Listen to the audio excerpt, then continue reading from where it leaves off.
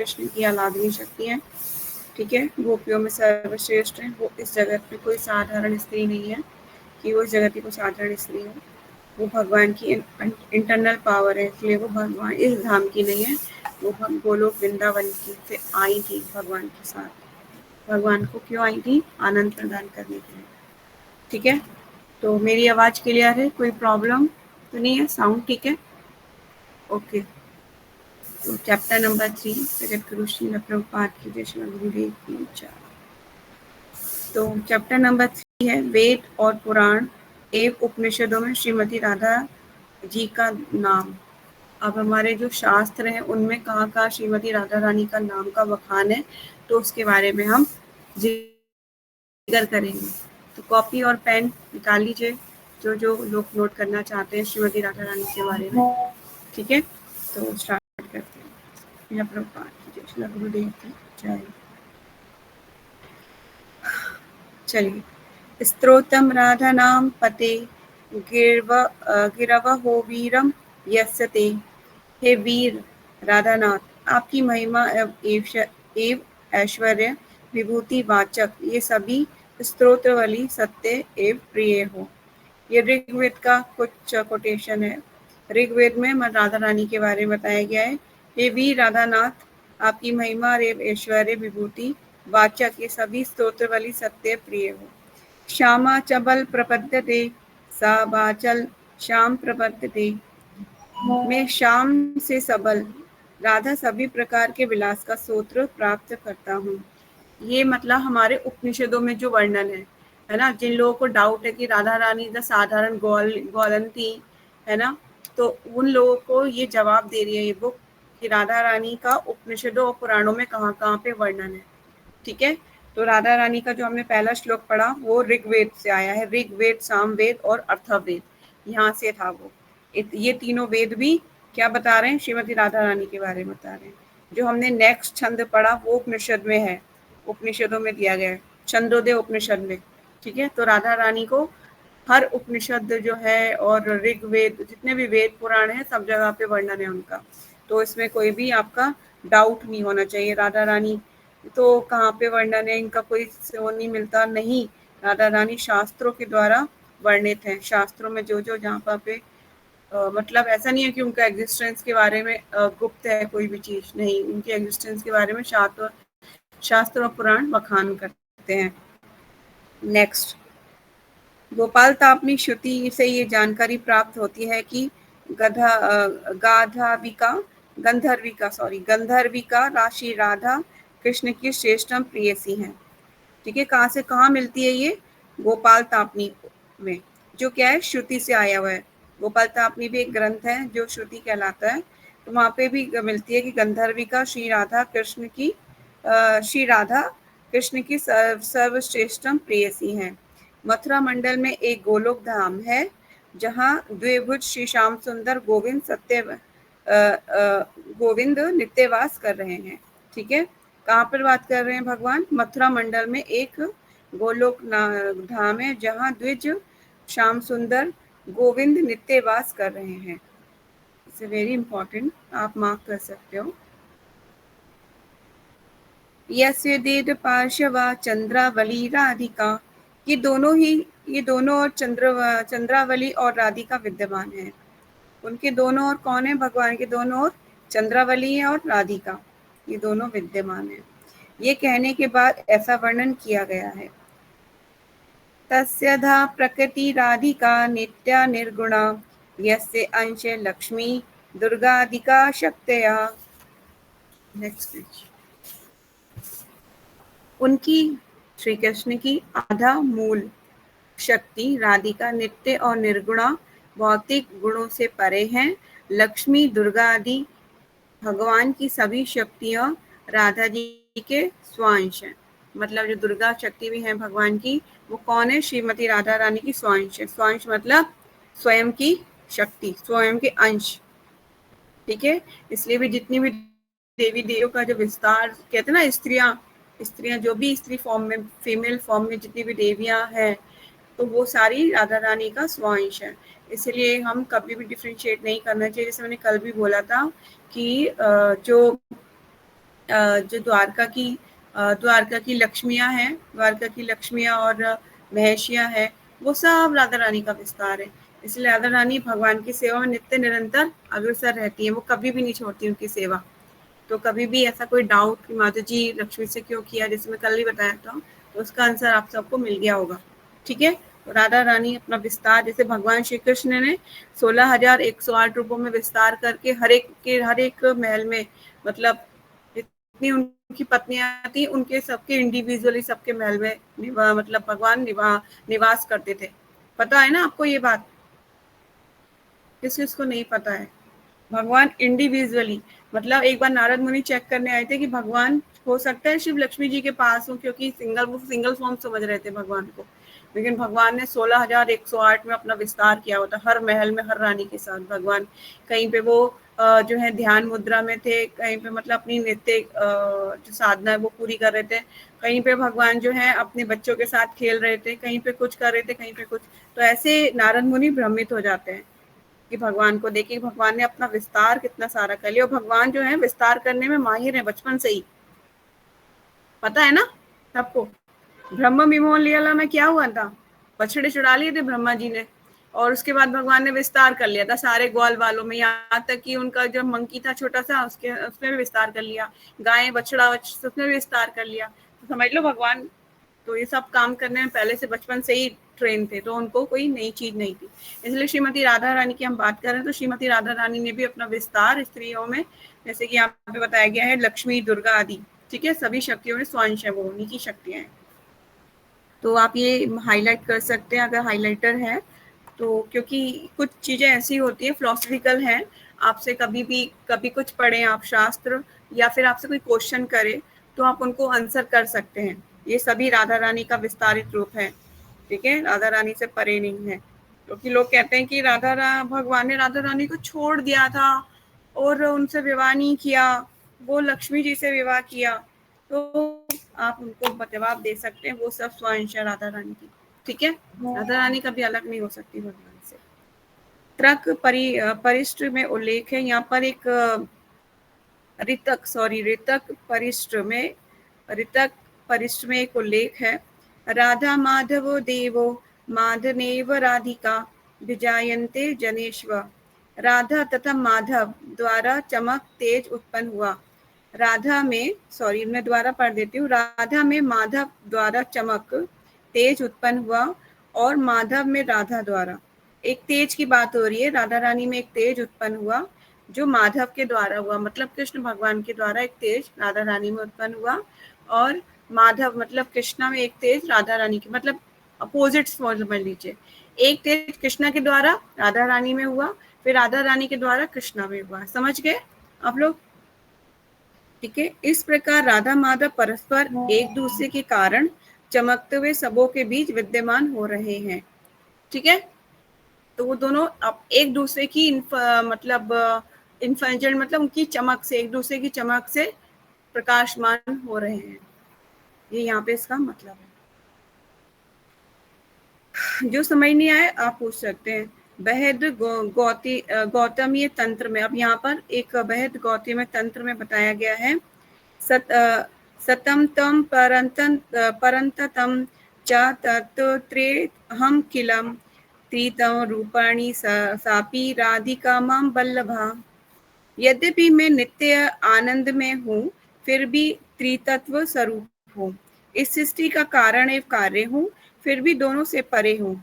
इसी प्रकार यद्यपि राधा नित्य आनंदमयी दिव्य आनंद की मूर्ति स्वरूपा है, वे भी त्रितत्व स्वरूप है, सृष्टि के कारण एवं कार्य हैं, और दोनों से परे परे भी हैं। इसका अर्थ ये हुआ कि ठीक जैसे श्री कृष्ण सब कारणों के परम कारण हैं और सबसे परे भी हैं, वैसे ही राधा कृष्ण की पराशक्ति, राधा क्या है? भगवान की पराशक्ति है।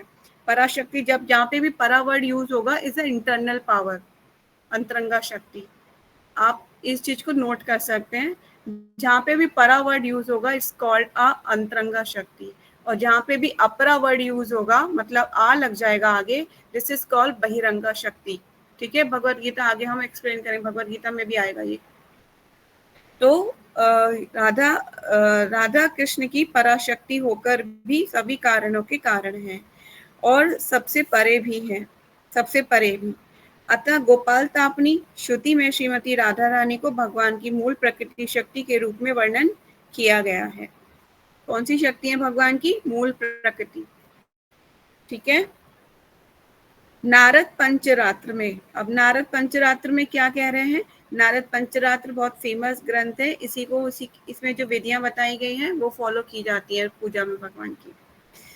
लक्ष्मी सरस्वती दुर्गा सावित्री राधिका परा, देवी राधा परा प्रोक्ता चतुर्वर्ग प्रभसवनी, रसिका रासिकानंदा स्वयं दासेश्वरी परा। गौतमी तंत्र में कहा गया है, देवी कृष्णमयी प्रोक्ता राधिका परा देवता, सर्वलक्ष्मीमयी सर्व कांति सम्मोहिनी परा। अंत में परा शब्द का प्रयोग करके संकेत किया गया है कि राधा रानी भगवान की सभी शक्तियों में सबसे उत्तम श्रेष्ठ हैं। ठीक है। यस। पद्म पुराण, अब हम आ जाते हैं पद्म पुराण। पद्म पुराण में क्या कहा गया है? यथा राधा प्रिया विष्णुस्तस्यां कुंडा प्रिया तथा सर्व गोपेशु से सोविका विष्णुत्यंत वल्लभा। जैसे राधा रानी भगवान कृष्ण को प्रिय हैं, वैसे ही उनके स्नान का स्थान, मतलब जैसे कल भी हमने सुना था कि राधा रानी का जो स्नान का स्थान है, क्या स्थान है बताओ? राधा कुंड। ठीक है, राधा कुंड। जैसे राधा रानी भगवान को प्रिय हैं, वैसे ही उनके स्नान का स्थान राधा कुंड भी उनको प्रिय है। भगवान को भी राधा कुंड अत्यंत प्रिय है। ठीक है। और राधा रानी को तो है ही प्रिय, क्योंकि भगवान ने क्या किया था, अपने कुंड से पहले श्रीमती राधा रानी के कुंड में स्नान किया था। तो दोनों कुंड आप देखेंगे ना, जब दोनों कुंडों पे जाएंगे तो नीचे से दोनों कुंड का जल मिलता है। ठीक है। और राधा रानी का कुंड स्क्वायर में बिल्कुल सीधा है, क्योंकि राधा रानी तो है ही सीधी, और हमारे कृष्ण टेढ़े मेढ़े हैं, तो उनका कुंड भी टेढ़ा मेढ़ा है, इसीलिए उनको प्रिय है। वे अकेली ही सभी गोपियों में भगवान कृष्ण को अत्यंत प्रेयसी हैं। जितनी भी गोपियां हैं उन सब में राधा रानी भगवान को अत्यंत प्रिय हैं। ये लाइन आप, ये जो वर्सेस है मार्क कर सकते हैं। अब हम कुछ इनके बारे में और आगे पढ़ते हैं। कई अन्य पुराणों में भी राधा रानी की लीलाओं का वर्णन है। श्रुति, स्मृति, पुराण, तंत्र आदि सभी वेद साहित्यों में उनका नाम पाया जाता है। स्वाभाविक जिज्ञासा होती है कि जब इतने शास्त्रों में राधा रानी का वर्णन हुआ है, तो सामान्य लोगों के बीच खूब अच्छी तरह से क्यों नहीं जानी जाती? यस, लोग क्वेश्चन कर सकते हैं कि राधा रानी का इतने पुराणों में वर्णन हुआ है, तो लोग उन्हें क्यों नहीं इतने अच्छे से जानते? ठीक है। इसका आंसर इस प्रकार है। इसका कारण यह है कि राधा रानी का स्वरूप एवं तत्व अत्यंत निगूढ़ गोपनीय है ना, इज कॉन्फिडेंशियल है। जो चीज कॉन्फिडेंशियल होती है उसको छुपाया जाता है, समझ रहे हो ना आप? जैसे कि कोई भी चीज, किसी का धन है, किसी का तो उसको छुपाया जाता है ना, हम उसको हाईलाइट नहीं करते सबके सामने कि मेरा क्या धन है, मेरे पास कितना बैंक बैलेंस है। कोई हाईलाइट करता है आप में से? कोई भी नहीं, क्योंकि जो गोपनीय चीजें होती है उनको छुपाया जाता है। इसलिए इसका कारण यह है कि राधा रानी का स्वरूप एवं तत्व अत्यंत निगूढ़ गोपनीय है। वेद गोप्य के नाम से जानी जाती है। वेद गोप्या, मतलब यहाँ पर एक वर्ड यूज किया है, वेद गोप्या के नाम से जानी जाती है, अर्थात वेदों में तक में छिपी हुई हैं। मतलब मैंने बोला ना, हिडन फॉर्म में है, छुपी हुई हैं। जैसे कि भागवतम में सुखदेव गोस्वामी बोलते हैं, एक गोपी चतुर गोपी की बात करते हैं, is it called Shrimati Radha Rani. ठीक है। चूंकि वे अत्यंत गोपनीय हैं और भगवान को सबसे अधिक प्रिय हैं, इसलिए भगवान की इच्छा थी कि वे स्वयं उनकी गुण महिमा को प्रकट करें। भगवान की इच्छा क्या थी? क्योंकि राधा रानी गुह्यत अति मतलब कॉन्फिडेंशियल है, पर भगवान की इच्छा थी कि वो उनको प्रकट करें, इसलिए राधा रानी की महिमा को भगवान ने उजागर करने की कोशिश की। ठीक है। अत्यंत गोपनीय तो भगवान को अधिक प्रिय है, इसलिए भगवान की इच्छा थी कि वे स्वयं उनका महिमा गुणगान को प्रकट करें, क्योंकि साधारणतः लोगों को राधा तत्व का सम्यक धारणा नहीं है, मतलब वो सामान्य रूप से नहीं जानते। इसके लिए भगवान ने योग माया को आज्ञा दी। अब भगवान की योग माया शक्ति कौन है? दुर्गा माता। ठीक है, दुर्गा माता योग माया को आज्ञा दी कि शास्त्रों में राधा रानी का वर्णन करने वाले अंश ऐसे बनाए जाएं जो समझने में कठिन अथवा दुर्जय रहे। मतलब राधा रानी का जो शास्त्रों में ऐसे वर्डिंग किया जाए कि वो दुर्जय मतलब कठिन है। राधा रानी को जो कठिन है उसको भगवान आज्ञा दे रहे हैं कि ऐसा शास्त्रों में राधा रानी का वर्णन करने वाले अंश ऐसे बनाए जाएं जो समझने में कठिन तथा दुर्जय रहे, मतलब ना समझ में आए आसानी से। उनकी महिमा लोगों तक तब तक अज्ञात रहे जब तक स्वयं भगवान गौरांग के रूप में अवतार लेकर उस तत्व का प्रकाशन न करे। ठीक है, भगवान ने योग माया को आज्ञा दी कि राधा रानी का जो विषय शास्त्रों में गुह्य कर दीजिए। दुर्जय, दुर्जय का मतलब होता है इसको हम समझ ना पाए, अत्यंत गुह्यतम। और फिर भगवान ने बोला ये तब तक करके रखिए जब तक वो गौरांग प्रभु मतलब कि गौरंगा चैतन्य महाप्रभु के रूप में अवतार लेके उनकी महिमा का गुणगान ना करे। ठीक है, दिस इज कॉन्फिडेंशियल। अब भागवतम में राधा रानी का नाम कहाँ नहीं है, भागवतम की दृष्टि से क्या है? हमारी बुक में बहुत अच्छा है, यहाँ पर आप देखते हैं भागवतम में कहाँ है। भागवतम में श्रीमती राधा रानी का नाम हम देखते हैं। श्रीमद् भागवतम में राधा रानी का नाम प्रत्यक्ष रूप से उल्लेखित नहीं है, इसीलिए कभी कभी हतभागी लोग राधा रानी को स्वीकार नहीं करते। जैसे मैंने बोला था कि भागवतम में राधा रानी को डायरेक्टली नहीं इंडिकेट किया गया है। अवश्य गौड़ीय आचार्यों ने भिन्न भिन्न कारण बताए हैं क्यों उनका नाम अप्रत्यक्ष प्रयोग रूप से उल्लेखित हुआ। इस संबंध में शील सनातन गोस्वामी ने अपने ग्रंथ बृहद भागवतामृत में उल्लेख किया है। महाराज परीक्षित अपनी माता उत्तरा को बताएं, हे माता, मेरे गुरु श्री सुखदेव गोस्वामी जब श्रीमद् भागवतम का वर्णन कर रहे थे तो भी गोपी का नाम उल्लेख नहीं कर पाए। इसका कारण यह है कि यदि वे गोपी का नाम का उच्चारण करते तो उनकी स्मृति में दहकती हुई प्रेमाग्नि उत्पन्न हो जाती। मतलब कि एक प्रेम जो सुख है ना, वो तो राधा रानी के, तो एक प्रेमो भाव में इतने ज्यादा मगन हो जाते, उनमें प्रेमाग्नि उत्पन्न हो जाती, अर्थात इतना अधिक आनंद की अनुभूति करते जिनसे उनका गला अवरुद्ध हो जाता, बोल नहीं पाता। कभी आपने देखा कि हम बहुत ज्यादा फॉर एग्जाम्पल की जिनसे आप प्यार करते हैं और बहुत साल बाद वो आपके मिलते हैं आपके, तो आपकी आंखों में से आंसू आते हैं, तो अब बोल नहीं पाते, आवाज नहीं निकल पाती, होता है ना ऐसा। प्रेमोन्माद में ऐसा होता है कि हम बोल नहीं पाते, किसी से बहुत साल बाद मिले, जब से गले लगाते हैं तो हम सिर्फ रोते हैं, बोल नहीं पाते।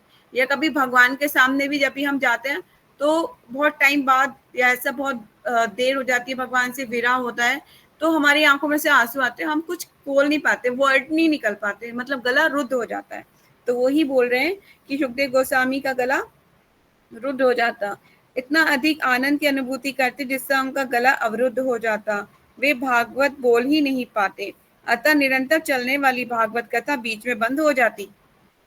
ठीक है, जो निरंतर चलनी थी 7 दिन तक, वो बीच में बंद हो जाती। इसी कारण रासलीला जैसी विभिन्न भावमयी लीलाओं का वर्णन करते समय भी किसी गोपी का नाम नहीं उल्लेखित किए, यद्यपि उन्हें गोपियों के प्रेम के महान भाव की व्याख्या की है भागवतम में। इस प्रकार श्री सुखदेव गोस्वामी बिल्कुल किसी गोपी का नाम उल्लेखित न करने का अथक प्रयास किया। उन्होंने बहुत कोशिश की कि मैं किसी गोपी का नाम उल्लेखित ना करूं, स्पेशली श्रीमती राधा रानी का, ताकि मैं भागवतम 7 दिन का जो समय परीक्षित महाराज के पास, वो समय जो है उनको भागवतम अच्छे से पढ़ा पाऊं। ठीक है, तो इसीलिए उन्होंने वो नाम उल्लेखित नहीं किया। फिर भी वे स्वयं पर नियंत्रण नहीं रख पाए, फलस्वरूप एक स्थान पर अप्रत्यक्ष रूप से बोले। जब श्री राधा कृष्ण लास्ट लीला में अदृश्य हो गए तो सारी गोपियां उन्हें ढूंढ रही थी।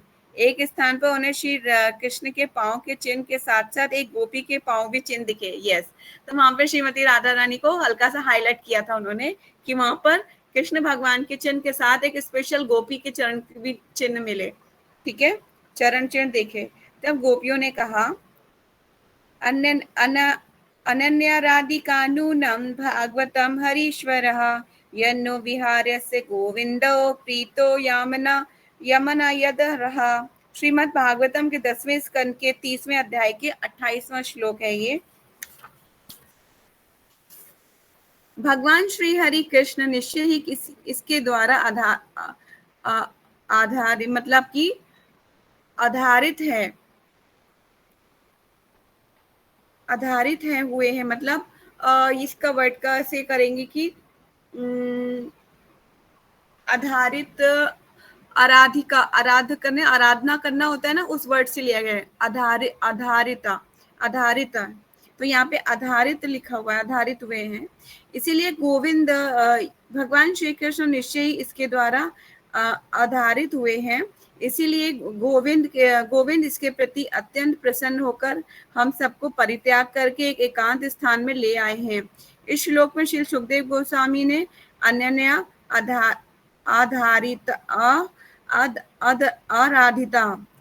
आराधिता शब्द का प्रयोग किया है। इस अनन्याराधिता शब्द किसी सुखदेव गोस्वामी ने अप्रत्यक्ष रूप से राधा नाम का उल्लेख कर दिया है, मतलब इनडायरेक्टली फॉर्म में वो कह रहे हैं कि जो गोपी है, मतलब भगवान के द्वारा कौन सी है, जैसे कहते हैं ना आराधना, आराधिता, तो वो वर्ड का यूज किया हुआ है। तो मतलब इनडायरेक्टली वो श्रीमती राधा रानी को कोट कर रहे हैं, पर लेकिन डायरेक्टली कोट नहीं करते, ठीक है, क्योंकि मैंने जैसे रीजन बताया, उस रीजन के अकॉर्डिंग वो भाव में इतने प्रेम में मगन हो जाते कि वो 7 दिन का समय नहीं भागवतम कंप्लीट नहीं हो पाता, ठीक है। तो आपको रीजन पता चल गया कि क्यों श्रीमती राधा रानी को नहीं एक्सप्लेन किया गया। दूसरा, श्रीमती राधा रानी को वेद पुराण शास्त्र कहाँ उल्लेखित करते हैं, सारा कुछ पता चल गया। कहाँ कौन कौन से शास्त्रों का नाम हमने लिया, रिमाइंड करेंगे। फर्स्ट हमने लिया ऋग्वेद, जो तीनों वेद थे, ऋग्वेद, सामवेद और अथर्ववेद। दूसरा, राधा रानी को जो एक्सप्लेन कर रहा है कौन कौन से उसमें किया है, छंदोदय उपनिषद में कोट किया हुआ है राधा रानी को, ठीक है। उसके बाद जो है गोपाल तापनी में किया हुआ है राधा रानी की कोटेशन। आप ये शास्त्रों के नाम लिख लीजिए, ताकि आपको कोई भी अगर बोले कि राधा रानी का नाम कहाँ कहाँ आता है, तो आपको मतलब रिमाइंड रहे, ठीक है, कि यहाँ यहाँ यहाँ मतलब आंसर देने लायक हो आप लोग, कि आंसर यहाँ यहाँ आता है, जब कोटेशन यहाँ यहाँ है। और अगर कोई और डिटेलिंग चाहता है तो आप बुक जो है रेफर कर सकते हैं, ठीक है। तो मैंने बताया गोपाल तापनी, उसके बाद आगे नारद पंचरात्रि और गौतमीय तंत्र, नारद पंचरात्रि, गौतमीय तंत्र और श्रीमद् भागवतम, यहाँ श्रीमती राधा रानी को कोट किया गया है, ठीक है। तो ये सारे आप जो है इन शास्त्रों के, इन जो है छंदोदय उपनिषद है, गौतमीय तंत्र है, भागवतम, छंदोदय, और मैंने और क्या क्या बताया, नारद पंचरात्रि, यहाँ पे राधा रानी को कोटेट किया गया है, ठीक है। कोई भी आपसे पूछे तो आप उसको एक्सप्लेन कर सकते हैं। चैप्टर नंबर 4, राधा रानी ने नवदीप धाम की रचना क्यों की। नवदीप धाम मतलब श्री मायापुर धाम की बात हो रही है, नवदीप उन्हीं को कहते हैं, मायापुर धाम को। तो अब राधा रानी ने नवदीप धाम की रचना क्यों की, इसके पीछे क्या रीजन है। चलिए आगे चलते हैं नेक्स्ट स्टोरी में। हरे कृष्ण, श्रील प्रभुपाद की जय। भगवान श्री कृष्ण के अवतार के समय उनका धाम एवं उनके नित्य पार्षदगण उनके साथ अवतरण करते हैं। श्री मायापुर धाम श्रीमती राधा रानी की अपनी स्वयं की रचना है। ये धाम श्री कृष्ण को उनकी दूसरी प्रेयसी से दूर हटाने के लिए श्रीमती राधा रानी द्वारा की गई स्वयं की रचना है, ठीक है। क्यों किया था राधा रानी ने ये, क्योंकि भगवान श्री कृष्ण उनकी दूसरी प्रेयसी, मतलब ऐसा होता है लीलाओं में, भगवान श्री कृष्ण, राधा रानी, चंद्रावली, ये दोनों में कॉन्फिडेशन, मतलब कि ऐसी एक भगवान ने एक लीला पूरी प्लेटफॉर्म, ऐसा कुछ एटमोस्फेयर बनाया कि दो लोग प्यार कर रहे। भगवान, गोपियां तो करती थी प्यार, तो श्रीमती राधा रानी भी सेवा करती थी, तो चंद्रावली भी बीच में थी।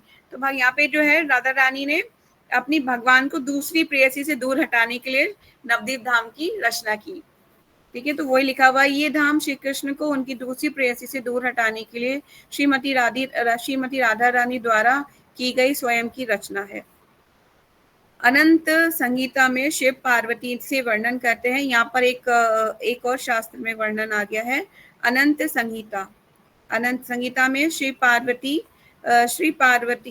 और पार्वती से, शिव जो है पार्वती से क्या वर्णन कर रहे हैं, शिव पार्वती से वर्णन करते हैं कि श्रीमती राधा रानी ने कृपा पूर्वक श्री मायापुर धाम की रचना क्यों की। भगवान शिव पार्वती को बताते हैं, एक भौरा जैसे कमल के पुष्प पर मंडराता है, वैसे ही एक बार कृष्ण वृंदावन के मनोरम कुंज में विरजा, यहाँ पर एक विरजा का नाम दिया हुआ है, ध्यान से सुनिएगा, ये स्टोरी बहुत अच्छी है। मनोरम कुंज में विरजा के साथ आनंद मना रहे थे। अब भगवान किसी विरजा के नदी का नाम है, आगे जाके पता चलेगा आपको। जैसे ही एक बार, मैं दोबारा पढ़ देती हूँ, ये शिव बता रहे हैं पार्वती जी को, एक भौरा जैसे एक कमल के पुष्प पर मंडराता है, वैसे ही एक बार कृष्ण वृंदावन के मनोरम कुंज में विरजा के साथ आनंद मना रहे थे। चंद्रमुखी मृगनयनी राधिका ने एक सखी से ये समाचार सुना। श्रीमती राधा रानी ने सुना कि कृष्णा किसी और के साथ आनंद मना रहे हैं, विरजा नाम की एक गोपी है उसके साथ। तो किसने सुना? ये श्रीमती राधा रानी ने। उनको राधा रानी को बोला रहा है चंद्रमुखी मृगनयनी।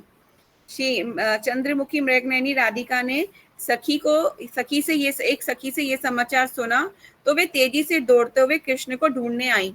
वो दौड़ के आई भगवान को ढूंढने के लिए कि कृष्ण कहाँ लगे हुए।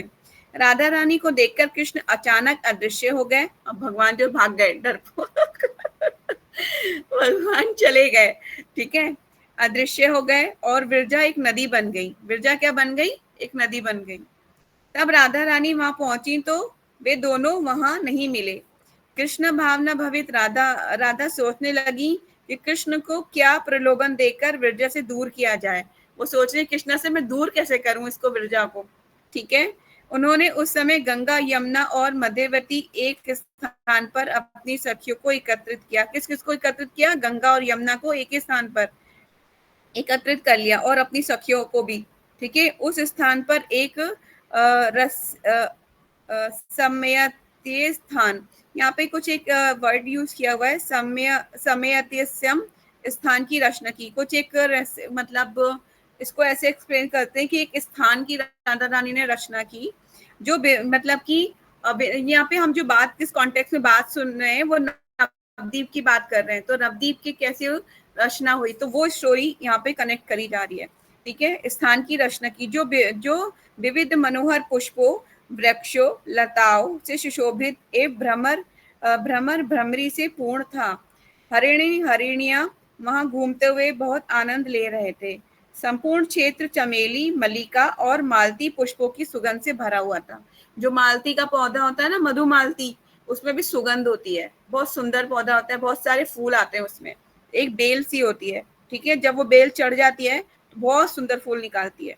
तो यहाँ पे भी मधुमालती का भी नाम है। संपूर्ण क्षेत्र में चमेली, मल्लिका और मालती पुष्पों की सुगंध से भरा हुआ था। वे दिव्य स्थान विभिन्न वृक्षों से सुशोभित और तुलसी के वनों से अलंकृत था। हाँ, यस, इज द वेरी, मैंने देखा ही है मायापुर के, जब भी अभी नेक्स्ट ईयर आप लोग जाओगे, आप देखना कि मायापुर धाम में तुलसी के वृक्ष, अनगिनत तुलसी के वृक्ष, हर परिक्रमा रास्ते में तुलसी के वृक्ष। माय गॉड, इस तभी मेरी इच्छा हुई थी कि मैं अनगिनत तुलसी महारानी के पौधे लगाऊं। तो हर जगह तुलसी, हर जगह तुलसी। तो इसीलिए यहाँ पे जो वर्णन किया गया है, दिस इज अ ट्रू, है ना। इसमें कहीं पे भी ऐसा नहीं है कि मतलब मैनिपुलेट करने की कोशिश कर रहे हैं। दिस इज ट्रू स्टोरी, ठीक है। तो वहां पर क्या क्या था? उस दिव्य स्थान पर विभिन्न वृक्षों से सुशोभित और तुलसी के वनों से अलंकृत था। राधा रानी के आदेश पर गंगा यमुना उस उद्यान की रक्षा के लिए चारों ओर मनोहम जल एवं तटों की सहायता से रक्षा दीवार के रूप में बहती हैं। मतलब जो गंगा और यमुना है, वहां पर क्या नाम है, एक मतलब एक दीवार बना दी उन्होंने और बह रही है वहां पर। तो यस, मायापुर धाम में आपको बहुत सारी नदियां मिलेंगी, जलंगी है, गंगा है, यमुना भी मिलेगी, सारा कुछ, और बहुत सारी और नदियां भी हैं। मायापुर धाम इस औदार्य धाम, कभी आप जाओगे ना, आपको सब कुछ मिलेगा वहां पर। एक नदी नहीं, वहां बहुत सारी नदियां हैं। जलंगी और बहुत लंबी है, जलंगी तो बहुत ही लंबी है। फिर गंगा नदी बहुत गहरी है। तो वहां पे तो आयरन मतलब कुछ ना कुछ डिवोटीज कभी कभी डूब भी गए हैं। प्रभुपाद घाट बना हुआ है वहां पर, बोला जाता है कि एक पर्टिकुलर एरिया से आप आगे मत जाइएगा, मतलब बहुत गहरी है, क्योंकि वो आगे जाके बंगाल की खाड़ी में मिलती है ना, समुद्र से जाके, तो बहुत गहरा है। तो मतलब यहाँ पर जो चीजें बताई गई है, ट्रू स्टोरी, ठीक है। तो राधा रानी ने क्या किया, उन सबको बुला लिया और वो कहा कि आप जो है इस स्थान पर बहना शुरू कीजिए। एक दीवार सी बना दी, मनोरम जल तटों की सहायता से रक्षा दीवार के रूप में बहती है। कामदेव स्वयं वसंत ऋतु सहित नित्य वहां वास करता है। पक्षी निरंतर कृष्ण के शुभ नाम का सोगान करते हैं। कितना सुंदर स्थान होगा वो। सुंदर वस्त्रों से सुसज्जिता श्री राधा ने कृष्ण आकर्षण हेतु बांसुरी पर सुंदर धुन बजाना आरंभ किया। और खुद ही बांसुरी बजा रही है अकेली। कृष्ण तो गायब हो गए ना, अदृश्य हो गए भगवान। और ब्रजा जो थी सखी, वो क्या है, वो नदी रूप में बहने लगी। अब नादा रानी स्वयं सब अरेंजमेंट करने के बाद अब बांसुरी बजा रही है उस कुंज में। ठीक है, उन्होंने बांसुरी बजाना आरंभ कर दिया।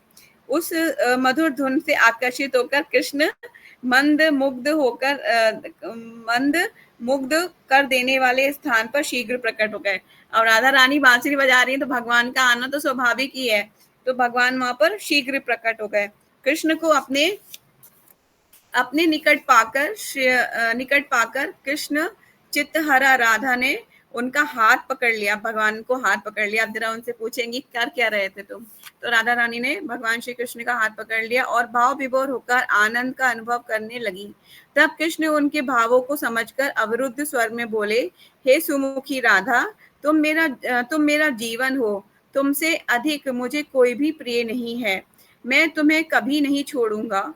केवल मेरे लिए तुम इतना सुंदर स्थान क्या किया है तुमने, केवल मेरे लिए तुमने इतना सुंदर स्थान बनाया है। भगवान बड़े इंप्रेस हो गए। तुम्हारे साथ मैं इस स्थान पर निवास करूंगा एवं सखियों के साथ इस स्थान को परिशोभित करूंगा। भक्तगण नव वृंदावन के नाम से इस स्थान की महिमा गाएंगे। भगवान उस स्थान को ग्लोरीफाई कर रहे हैं। श्रीमती राधा रानी जी जो विकसित किया है उसको भगवान ग्लोरीफाई कर रहे हैं। इसको क्या कहा जाएगा, नव वृंदावन, नया वृंदावन। मेरी आज्ञा से सभी तीर्थ यहाँ निवास करेंगे। यस, ये ट्रू है। सारे तीर्थ जो वृंदावन में हम जिन भी तीर्थों के दर्शन करते हैं वो सारे तीर्थ मायापुर में भी मिलेंगे आपको।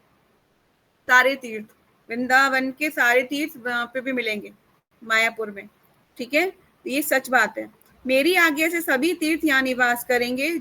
जो लोग यहाँ आते हैं और हमारी आराधना करते हैं निश्चय ही उन्हें सखा भावमयी मेरी नित्य सेवा प्राप्त होगी। हरि बोल। मेरे प्रिय राधे, वृंदावन के समान ये स्थान अत्यंत पवित्र है। अब क्योंकि श्रीमती राधा रानी ने स्थान को विकसित किया है तो पवित्र होना तो स्वाभाविक ही है उसका।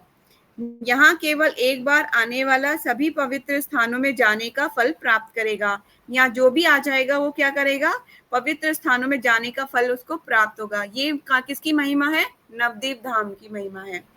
वे शीघ्र ही सेवामयी भक्ति प्राप्त करेगा जिससे हम संतुष्ट होते हैं।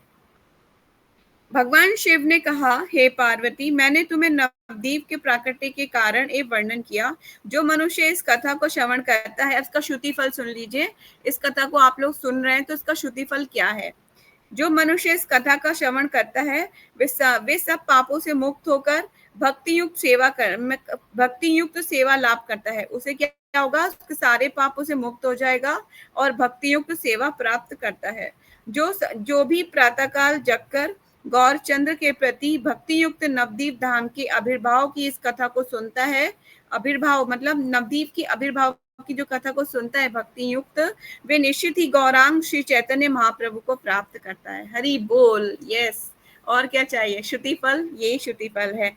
चैतन्य महाप्रभु को प्राप्त कर लेना, चैतन्य महाप्रभु की कृपा प्राप्त कर लेना, तो ये अपने में भगवान श्री कृष्ण और श्रीमती राधा रानी की मर्सी है। ठीक है, इसे श्रुति फल कहते हैं। Is very important. हर शास्त्र में, हर चैप्टर में, भागवतम में आपको श्रुति फल जरूर मिलता है। श्रीमती राधा रानी कृष्ण पर विरजा से मिलने के कारण क्रोधित हुई। अब आगे की स्टोरी चलते हैं। श्रीमती राधा रानी कृष्ण पर विरजा से मिलने के कारण क्रोधित हुई। परिणाम स्वरूप श्रीदाम राधा को पृथ्वी पर आने के लिए श्राप दे दिया। क्या है, श्रीदामा ने क्या किया, राधा रानी को पृथ्वी पर आने के लिए श्राप दिया। इस लीला का विस्तृत वर्णन अध्याय 6 में मिलेगा। ठीक है, तो जो ये लीला है इसका वर्णन हम 6 में पढ़ेंगे। तो अभी नवदीप का यहाँ पर एक चार्ट दिया गया है। आई थिंक आपको दिख रहा होगा, ईशा दिख रहा है ना आपको, चार्ट बुक है आपके पास। तो श्री नवदीप धाम में एक जो है इसमें 9 द्वीप है, 9 द्वीप है। तो इन 9 द्वीपों का वर्णन है, एक बार हम पढ़ लेते हैं ये वर्णन। मौद्युम द्वीप, सीमंत द्वीप और रुद्र द्वीप, अनंत द्वीप, गौद्युम द्वीप, ऋतुदीप, जानुदीप, कोलादीप और मध्यदीप। इस तरह से ये नवद्वीप है। ठीक है, नवद्वीप मतलब एक लोटस की फॉर्म में है, लोटस पेटल के साथ वैसा बना हुआ है। इसका मैं आपको किसी दिन और अच्छे से नवद्वीप के बारे में बताऊंगी। तो आगे चलते हैं। खंड 2 मतलब इसका जो पार्ट हमने कंप्लीट कर लिया 1। अब पढ़ते हैं गोलोक में राधा रानी। अब गोलोक में राधा रानी की क्या भूमिका है। गोलोक में श्रीमती राधा रानी का आविर्भाव कैसे हुआ। मतलब अब तक तो आपने ये जान लिया श्रीमती राधा रानी कौन है और नवद्वीप की स्थापना कैसे हुई और विभिन्न शास्त्रों में और राधा रानी का बखान कहाँ कहाँ किया गया है। ये आपको पूरा अच्छी तरह से पता चल गया। इसमें कोई डाउट, कोई क्वेश्चन है तो आप भी पूछ सकते हैं। किसी का कोई डाउट है? नहीं। तो अब हम चलते हैं अपने चैप्टर नंबर 5 पर। बहुत छोटा सा है, कंप्लीट हो जाएगा। अभी हमारे पास 15 मिनट है। गोलोक में श्रीमती राधा रानी का आविर्भाव। आविर्भाव मतलब उनका प्राकट्य, कैसे वो वहां पर कैसे प्रकट हुई। ठीक है। दिव्य गोलोक वृंदावन में रासमंडल नाम का एक स्थान विद्यमान है। गोलोक में एक स्थान है जिसका नाम क्या है? रासमंडल। रासमंडल में एक तरफ शत्रशंग नामक एक पर्वत है, जहां पर्वत ये वही पर्वत भूलोक में गोवर्धन के नाम से आविर्भूत हुआ। ये जो पर्वत था ये कैसे आया? ये जो पर्वत है शत्रशंग नाम का जो पर्वत है वो इस जो मतलब इस हमारे मटेरियल संसार में गोवर्धन के नाम से है। ठीक है, आप समझ रहे हैं ना मैं क्या कहना चाह रही हूँ। तो मैं दोबारा पढ़ देती हूँ पूरी लाइन। दिव्य गोलोक वृंदावन में रासमंडल नामक एक स्थान विद्यमान है। रासमंडल में एक तरफ शत्रशंग नामक एक पर्वत है। ठीक है, यही पर्वत भूलोक मतलब पृथ्वी पर भूलोक में गोवर्धन नाम से आविर्भूत हुआ। ठीक है, गोवर्धन। अब ये शतशंग नामक आप लिख सकते हो। शतशंग पर्वत भूलोक में किस नाम से है? गोवर्धन के नाम से, जिसकी हमने परिक्रमा कुछ महीने पहले की है। गोवर्धन भूलोक में गोवर्धन के नाम से आविर्भूत हुआ। वृंदावन में मालती एवं मलिका पुष्पों की एक सुंदर उद्यान है। अब क्या है कि भगवान के धाम में क्या है? मालती और मलिका, ये दो पेड़ों के नाम दिए हुए हैं। पुष्पों के एक सुंदर उद्यान है। वहां पर एक उद्यान का मतलब होता है गार्डन है, गार्डन, बगीचा। ठीक है, जिनकी इच्छा मात्र से सब कुछ होता है। मतलब जो वो भी इच्छा करते हैं, वहां पर जो भी इच्छा होती है वो सब कुछ हो जाता है। वे जगतपति भगवान श्री कृष्ण उस उद्यान में एक दिन एक सुंदर रत्न सिंहासन पर बैठे थे। भगवान अकेले ना एक सिंहासन पर बैठे थे उस उद्यान मतलब उस बगीचे में अकेले बैठे हैं भगवान। आनंद विभोर की इच्छा जैसे ही उनके मन में आई, मतलब उनके मन में ये आया कि अकेले बैठे हुए कोई खुश रह सकता है? दो लोग होंगे तो बात करेंगे, है ना, एक दूसरे को ग्लोरीफाई करेंगे, बात करेंगे। तो भगवान अकेले बैठे हुए हैं, तो भगवान के मन में ये इच्छा आई। क्या इच्छा आई? आनंद विभोर की इच्छा। सिंहासन पर बैठे थे, अतः आनंद विभोर की इच्छा से जैसे ही उनके मन में आई, उनके बाईं ओर से, ये लाइन मार्क कर लीजिएगा ईशा, उनके लेफ्ट साइड से, उनकी बाईं ओर से एक अत्यंत सुंदर देवी तक्षण प्रकट हो गई। उनके लेफ्ट साइड से कौन प्रकट हो गई? एक सुंदर स्त्री प्रकट हो गई। कहाँ? भगवान के लेफ्ट साइड से। और कहाँ? गोलोक की बात हो रही है यहाँ पर। ठीक है, तो एक तक्षण एक देवी प्रकट हुई। वे अग्नि द्वारा शुद्ध हुए अमूल्य रत्नों एवं वस्त्रों से सजी हुई थी। वे शुद्ध थी मतलब पवित्र थी, और उनकी जो एक ऐसी लगती थी वो अमूल्य रत्नों से द्वारा सज्जित थी। वो उनको सुंदर वस्त्र उन्होंने पहने हुए थे।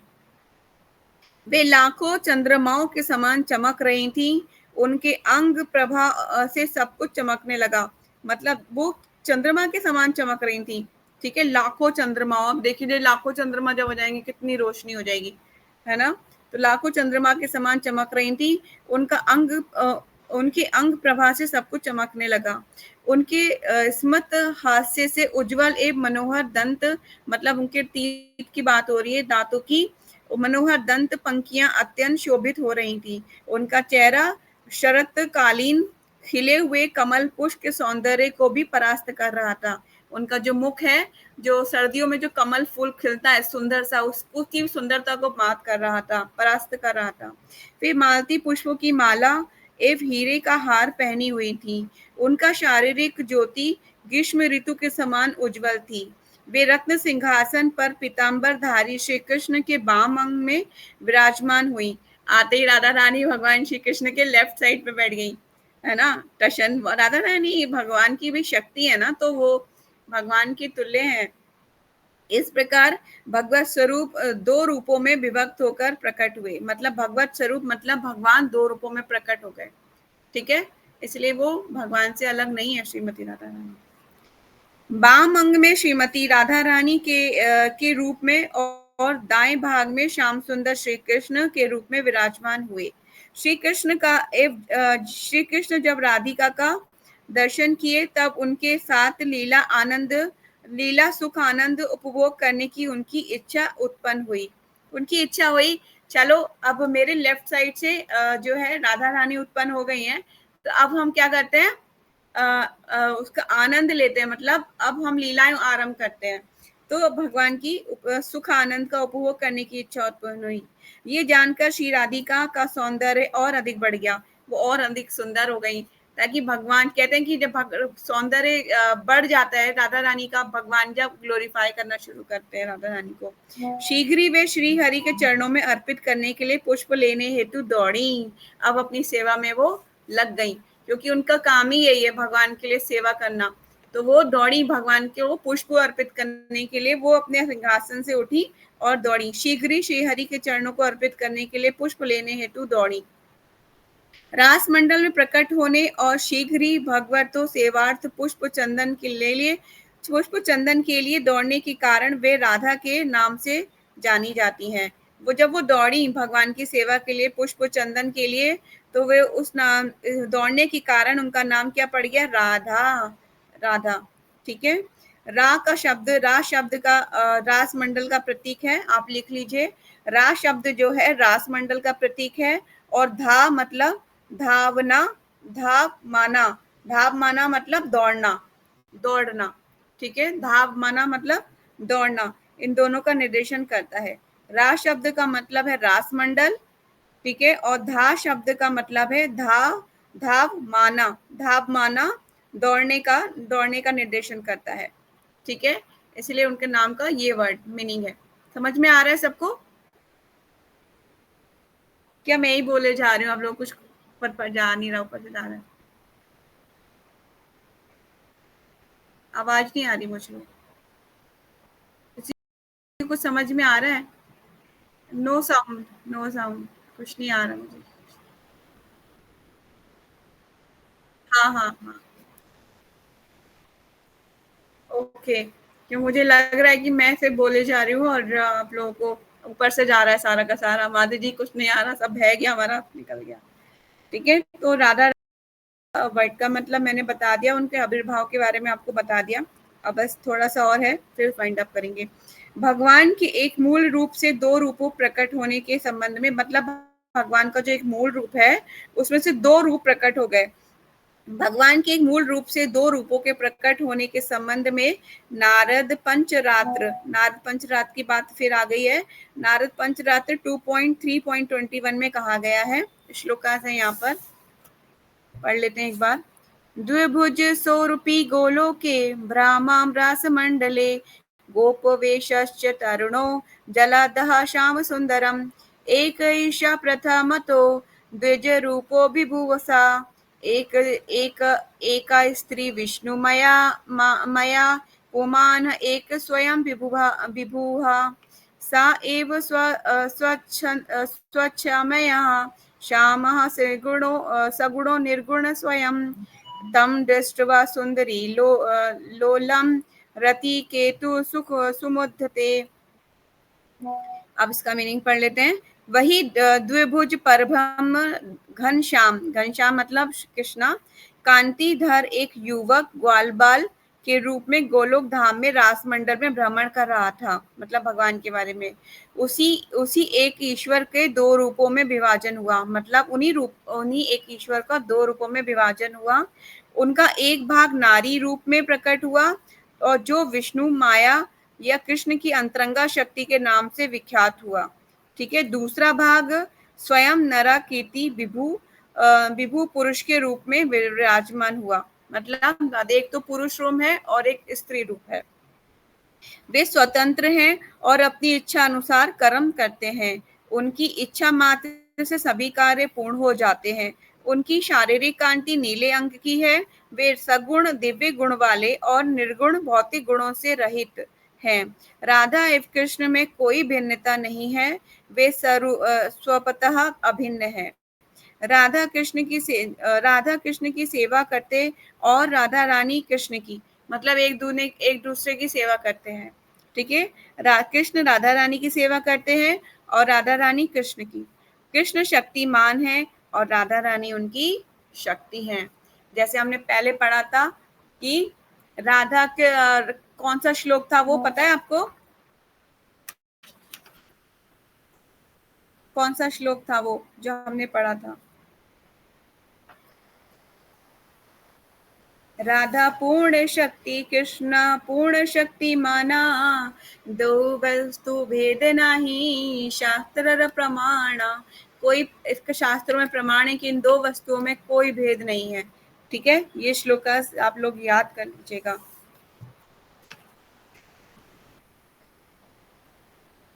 चलिए आगे चलते हैं। यहाँ पे भी ये लाइन को मार्क किया गया है। राधा पूर्ण शक्ति कृष्णा पूर्ण शक्ति माना, दो वस्तु भेद नहीं शास्त्र प्रमाण। यहाँ पे भी ये कोटेशन दी गई है जो मैंने अभी आपको बताया। राधा और कृष्ण एक तत्व एक ही है। राधा स्वाभाविक रूप से कृष्ण की शक्ति है। अग्नि की दहिका जैसे राधा कृष्ण का स्वरूप, राधा अग्नि की दहिका जैसे राधा कृष्ण की स्वयं स्वरूप शक्ति है। ऊष्मा को आग से अलग नहीं किया जा सकता, उसी तरह राधा को कृष्ण से अलग नहीं किया जा सकता। शक्ति और शक्तिमान एक ही वस्तु है, उनमें कोई अंतर नहीं है। सॉरी, उनमें कोई अंतर नहीं है। उसी प्रकार श्री राधा कृष्ण अत्यंत श्री राधा कृष्ण एक अर्थात अभिन्न तत्व है। मतलब वो एक ही हैं, दोनों अलग नहीं है।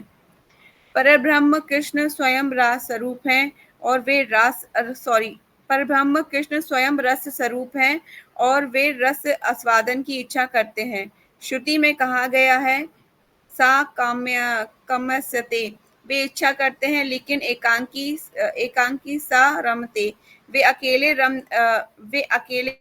रम नहीं मतलब अकेले रमण नहीं करते, अकेले नहीं रहते। रसों के आदान प्रदान द्वारा परस्पर आनंद प्राप्त करने के लिए एक से अधिक आवश्यकताएं होती हैं। जब मतलब कि आप अकेले रहते हो तो अकेले आनंद नहीं ले सकते। आपके पास आपकी फ्रेंड है या फिर आपका कोई है, तब एक दूसरे से आदान प्रदान करोगे, है ना। तो भगवान भी इसीलिए एक परस्पर आनंद प्राप्त करने के लिए एक से अधिक की आवश्यकता होती है। इसीलिए वे एक होकर भी अनंत काल में अनेक रूपों में अपना रहस्य प्रकट किया। मतलब एक फॉर्म में होते हुए उन्होंने अलग अलग फॉर्मों में अपना विस्तार किया, अपना प्रकट हुए हैं। राधा कृष्ण मूलतः एक ही हैं, यद्यपि एक और अभिन्न होकर भी वे परम ब्रह्म के दो रूपों में प्रकट हुआ। फिर भी दो में से कई रूपों में अपने को प्रकट किया। कृष्ण असंख्य भगवत स्वरूपों में प्रकट हुए हैं और राधा असंख्य कांताओं के रूप में प्रकट हुई हैं। कांताओं मतलब अलग अलग स्त्रियों के फॉर्म में प्रकट हुई हैं। नारद पंचरात्र में फिर से आ गया। नारद पंचरात्र में उल्लेख हुआ है यथा ब्रह्मा स्वरूप श्री कृष्ण प्रकृति परा तथा ब्रह्म स्वरूपा सा निलिप्तः प्रकृति परा। श्री कृष्ण जैसे जड़ प्रकृति में अतीत ब्रह्म स्वरूप है, ठीक उसी प्रकार राधा भी जड़ प्रकृति में अतीत ब्रह्म स्वरूपिणी है। श्री राधा कृष्ण में अभिन्नता के संबंध में कुछ पद्म पुराण, अब यहाँ पे पद्म पुराण के पाताल खंड का वर्णन किया गया है। पद्म पुराण में देवी कृष्णमयी प्रोक्ता राधिका परम देवता सर्वलक्ष्मी स्वरूपा सा कृष्ण आह्लाद स्वरूपणी यथा सा प्रोचते प्रिय विपा आह्लादिनी नीति मनीषिभिः ततला कोटया कोटंश दुर्गाधासा त्रिगुणितिमिका सा तु साक्षात् महालक्ष्मी कृष्णो नारायणो प्रभु नित्योभिभेदभावः स्वलोपविमुनि उत्तमः। श्री चैतन्य चैतामृत मध्य लीला से लिया गया है ये। श्री कृष्ण के आह्लादिता श्री कृष्ण के आह्लादितेता ते नाम आह्लादिनी सोई शक्ति द्वारे सुख आस्वादने आपनी। कृष्ण को आह्लाद मतलब आनंद देने के कारण उनका नाम आह्लादिनी है। ठीक है, उसके इनके द्वारा स्वयं कृष्ण सारे आध्यात्मिक सुख का आस्वादन करते हैं।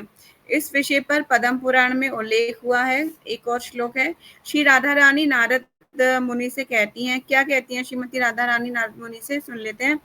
अहम च ललिता देवी राधिकाया गिरियते अहम च वासुदेव्याख्यो नित्यं कामकलात्मकः सत्यं योषिता स्वरूपोऽस्यं योषितास्यहं च सनातनी स तच ललिता देवी पुरं कृष्ण विहारः उभयंतर नास्ति सत्यम सत्य ही नारदः।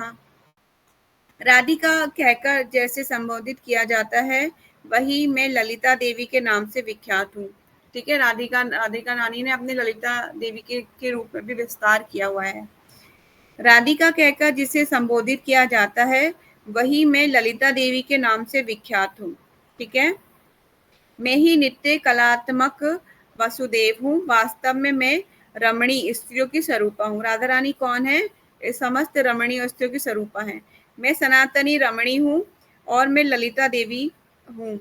ठीक है, और पुरुष में मैं श्री कृष्ण भी हूँ, क्योंकि भगवान की स्वयं शक्ति है तो पुरुष रूप तो फिर वो भी है ना, श्री कृष्ण है। तो कह रही है पुरुष रूप में मैं श्री कृष्ण भी हूँ।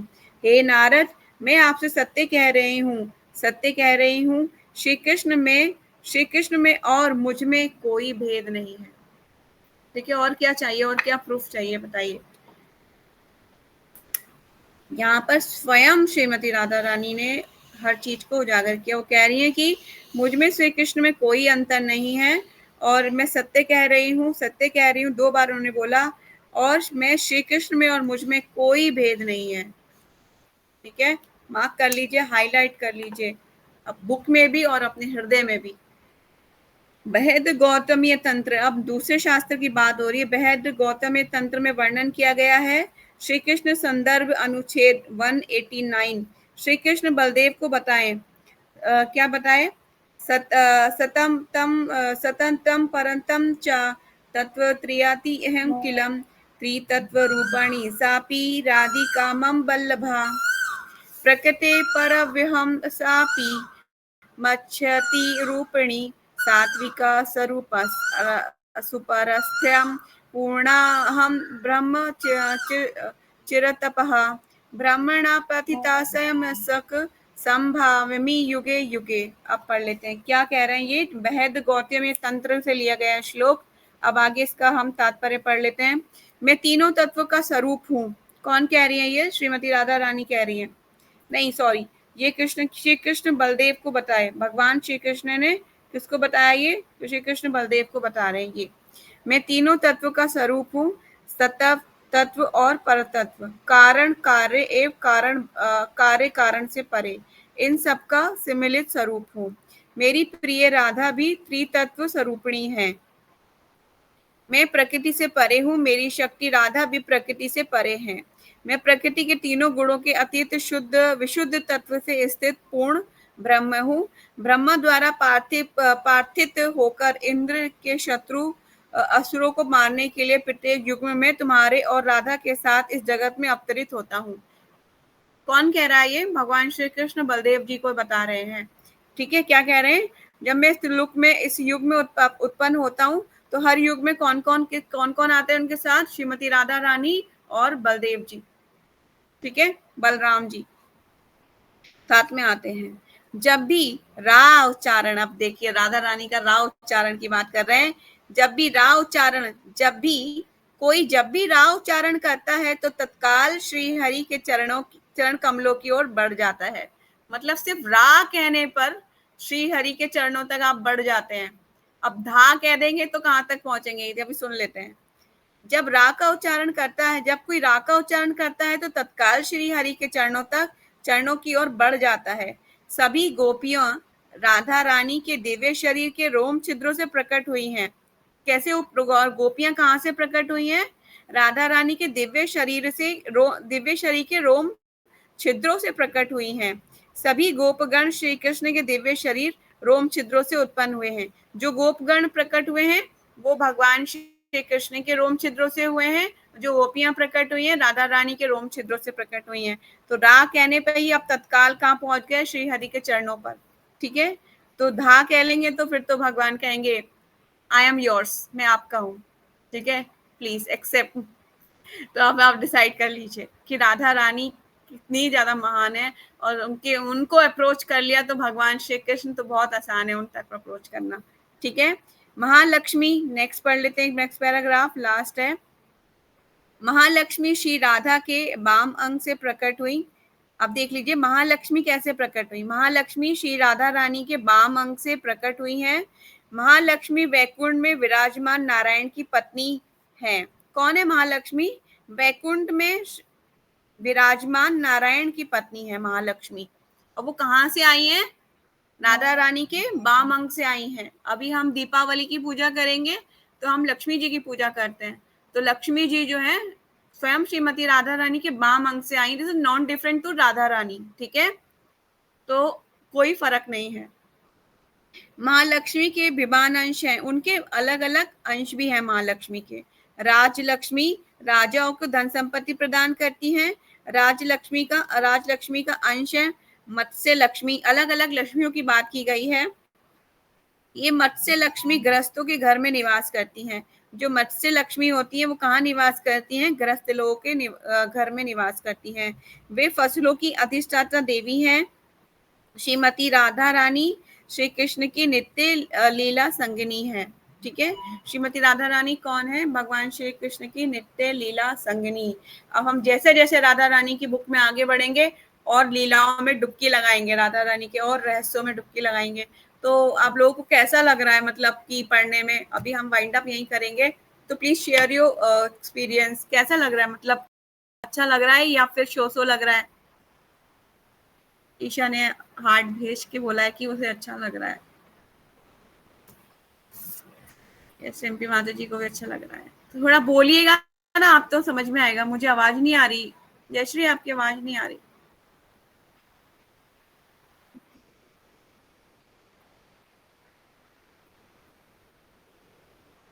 ओके, और ईशा बोलो, सिर्फ हार्ट से कुछ नहीं होगा। जी माता जी, मतलब बहुत नई नई चीज़ें पता चल रही हैं। कभी ये सब पता भी नहीं था, मुझे भी नहीं पता था नवदीप धाम के बारे में। और मायापुर का जो प्राकट्य हुआ है वो भी नहीं पता था कि वो राधा रानी के द्वारा बनाया गया है। मतलब बहुत न्यू इन्फॉर्मेशन है, बहुत अच्छा लग यस, रहा कॉन्फिडेंशियल। और राधा रानी के बारे में इतना सारे शास्त्रों में वर्णन है कि माय गॉड। तो राधा रानी का जो सब्जेक्ट है, इसीलिए तो मैं आपको चाहती थी कि आप ये पढ़ो, क्योंकि राधा अष्टमी आने वाली है। जब राधा अष्टमी तक, जब तक हम पहुंचेंगे राधा अष्टमी तक, मतलब हम पूरी तरह से राधा रानी को समझने के लिए वो बुद्धि बना पाएंगे। मतलब राधा रानी हमें बुद्धि प्रदान करेंगे कि हम उन तक हमको समझ पाए, क्योंकि हमारे छोटे से दिमाग में इतनी शक्ति नहीं है कि हम उनको समझ पाए। पर अगर उन्होंने कृपा करी, और भगवान की कृपा आशीर्वाद के बिना कुछ नहीं हो पाएगा, अगर उन्होंने कृपा करी कि हम उनको समझ पाए, तो राधा रानी तक हम जब पहुंचेंगे, उनके आविर्भाव तक, तो हम उन्हें बहुत अच्छे से मतलब खुश करने के सारे इंतजाम हमारे पास होंगे कि राधा रानी कैसे प्रसन्न होंगी। हम सबकी महिमा गान कर सकते हैं। जो श्लोक मैंने आपको बताया, राधा रानी के सामने वो श्लोक गा सकते हैं हम। राधा पूर्ण शक्ति कृष्णा पूर्ण शक्ति माना, दोई वस्तु भेद नाही शास्त्र प्रमाण। इसलिए भगवान की इच्छा के साथ ही हम सब कुछ कर सकते हैं। अदरवाइज तो एक छोटे से दिमाग के पास इतनी शक्ति नहीं कि वो उनको समझ पाए। तो हम कल पढ़ेंगे चैप्टर नंबर 6, और कल आपको पता चलेगा श्रीमती राधा रानी इस भूलोक पे कैसे आई थी। ठीक है, तो आज हमने जो पढ़ा वो ज्ञान, और इसके साथ फिर नेक्स्ट कल हम पढ़ेंगे चैप्टर नंबर 6। तो कल करेंगे बाकी का। और किसी का कोई डाउट, कोई क्वेश्चन है तो प्लीज आस्क। यस जयश्री।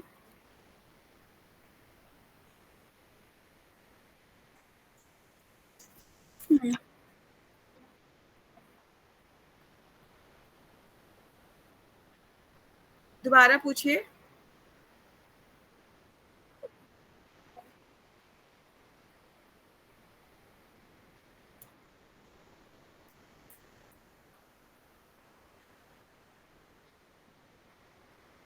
इसके कॉन्टेक्स्ट में कोई ऐसी चीज पता नहीं चलती, क्योंकि अनादि काल से दोनों विराजमान है। तो जैसे भगवान के प्रकृति का कुछ पता नहीं चलता कि भगवान कब आए एग्जिस्टेंस में, कब उन्होंने शुरू किया, या कोई राधा रानी कोई पर्टिकुलर टाइम पीरियड, ऐसा कुछ शास्त्रों में वर्णन नहीं है। अनादि वो तो मतलब कहते हैं ना शाश्वत है, हमेशा से ही है।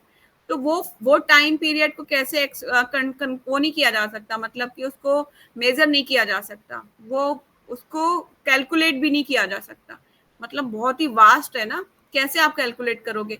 क्योंकि मैं जितने भी शास्त्र हम थोड़ा सा दिमाग से अगर पढ़ रहे हैं, कोई चीज समझ रहे हैं, तो हमें तो मतलब ये पता चल रहा है कि भगवान तो अनादि काल से हैं, तो राधा रानी भी अनादि काल से है।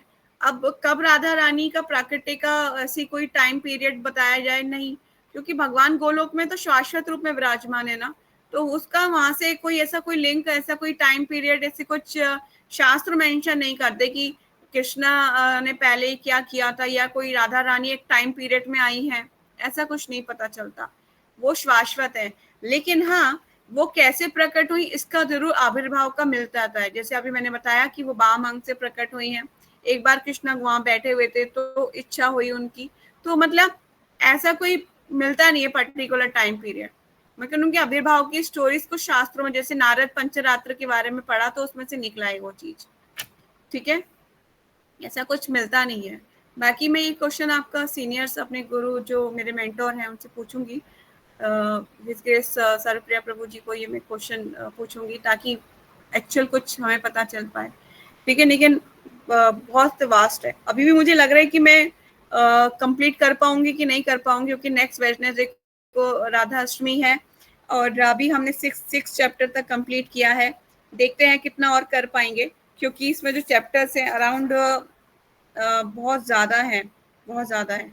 खंडों के ऊपर मतलब एक्सप्लेन करना, मतलब फिर हमें चूज करना पड़ेगा कौन कौन सी लीलाएं हम सुनना चाहते हैं आप लोग। तो विवाह के पश्चात की लीला है। अभी हम जो है कल हम कोशिश करते हैं कि हम चैप्टर नंबर राधा रानी और गोपियों ब्रजवासियों के बीच की कुछ लीलाएं पढ़ पाए, लेकिन हमें फिर इसमें से चूज कर करके पढ़ना पड़ेगा, क्योंकि बहुत वास्ट सब्जेक्ट है ये। अभी मुझे लगता है पूरी बुक करने के लिए हमें डेली डेली और टाइम पीरियड चाहिए इसके लिए। 1 घंटा इज नॉट सफिशिएंट। ठीक है, तो यही वाइंड अप करते हैं, क्योंकि टाइम का भी एक मर्यादा होती है ना, समय को भी करना पड़ता है, इसीलिए ये बुक। हाँ जी बोलिए।